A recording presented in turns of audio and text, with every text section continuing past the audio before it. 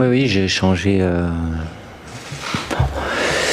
très rapidement après et oralement quand il a pu se remettre un peu de ses émotions. J'ai rechangé avec lui tout à l'heure, donc il a repassé des examens. C'est difficile aujourd'hui de donner une indisponibilité, un temps d'indisponibilité.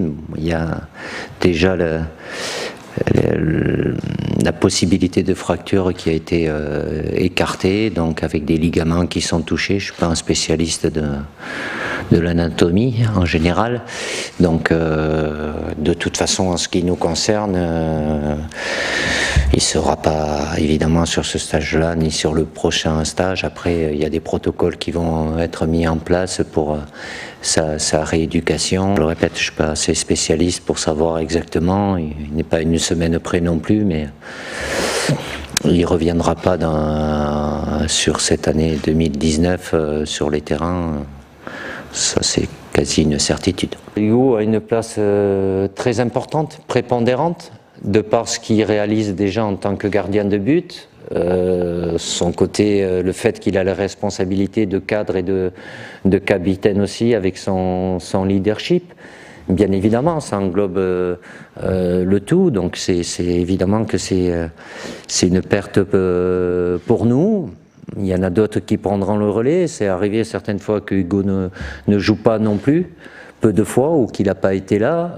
C'est la première, pour avoir échangé avec lui, c'est la première blessure aussi longue qu'il va subir durant sa carrière, qui a commencé il y a bien longtemps. Donc j'ai d'autres cadres, d'autres leaders aussi, pour permettre à l'équipe de France de continuer d'être performante. Mais de par son passé et l'historique qu'a Hugo avec l'équipe de France, ne serait-ce que depuis 2012 où j'ai pris le poste de sélectionneur, évidemment que Hugo a été décisif, prépondérant sur le terrain, ne serait-ce qu'à travers le dernier titre de champion du monde qu'on a eu, et évidemment dans la vie de groupe, parce qu'en tant que capitaine, c'est quelqu'un avec qui j'échange beaucoup par rapport au groupe.